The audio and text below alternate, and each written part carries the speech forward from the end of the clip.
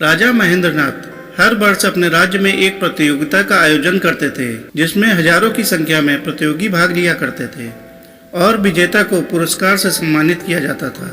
एक दिन राजा ने सोचा कि प्रजा की सेवा को बढ़ाने के लिए उन्हें एक राजपुरुष की आवश्यकता है जो बुद्धिमान हो और समाज के कार्य में अपना योगदान दे सके। उन्होंने राजपुरुष की नियुक्ति के लिए एक प्रतियोगिता आयोजित करने का निर्णय लिया। दूर दूर से इस बार लाखों की संख्या में प्रतियोगी आए हुए थे। राजा ने इस प्रतियोगिता के लिए एक बड़ा सा उद्यान बनवाया था, जिसमें राज दरबार की सभी कीमती वस्तुएं थीं। हर प्रकार की सामग्री उपस्थित थी, लेकिन किसी भी वस्तु के सामने उसका मूल्य निश्चित नहीं किया गया था। राजा ने प्रतियोगिता प्रारंभ करने से पहले एक घोषणा की, जिसके अनुसार जो भी व्यक्ति इस उद्यान से सबसे कीमती वस्तु लेकर राजा के पास उपस्थित होगा, उसे ही राजपुरुष के लिए स्वीकार किया जाएगा। प्रतियोगिता प्रारंभ हुई। सभी उद्यान में सबसे अमूल्य वस्तु तलाशने में लग गए।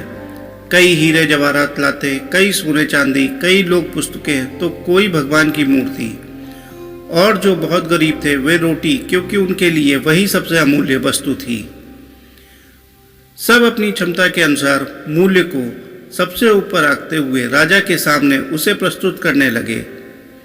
तभी एक नौजवान राजा के सामने खाली हाथ उपस्थित हुआ। राजा ने सबसे प्रश्न करने के उपरांत उस नौजवान से प्रश्न किया, अरे नौजवान, क्या तुम्हें उस उद्यान में कोई भी वस्तु अमूल्य नहीं लगी? तुम खाली हाथ कैसे आए हो? राजन, मैं खाली हाथ कहाँ आया हूँ, मैं तो सबसे अमूल्य धन उस उद्यान से लाया हूँ, नौजवान बोला। तुम क्या लाए हो? राजा ने पूछा। मैं संतोष लेकर आया हूँ महाराज, नौजवान ने कहा। क्या संतोष इनके द्वारा लाए गए इन अमूल्य वस्तुओं से भी मूल्यवान है? राजा ने पुनः प्रश्न किया। जी हाँ राजन, इस उद्यान में अनेकों अमूल्य वस्तुएं हैं, पर वे सभी मनुष्य को क्षण भर के लिए सुख की अनुभूति प्रदान कर सकती हैं। इन वस्तुओं को प्राप्त कर लेने के बाद मनुष्य कुछ और ज्यादा पाने की इच्छा मन में उत्पन्न कर लेता है। अर्थात इन सबको प्राप्त करने के बाद इंसान को खुशी तो होगी, लेकिन वह क्षण भर के लिए ही होगी।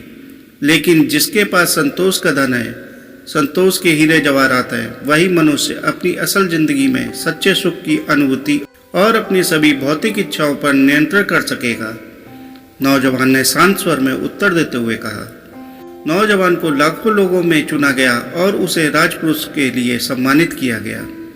दोस्तों, आपको यह कहानी कैसी लगी कमेंट करके बताएं और इसी प्रकार की कहानियों के लिए चैनल को लाइक करें, सब्सक्राइब करें। धन्यवाद।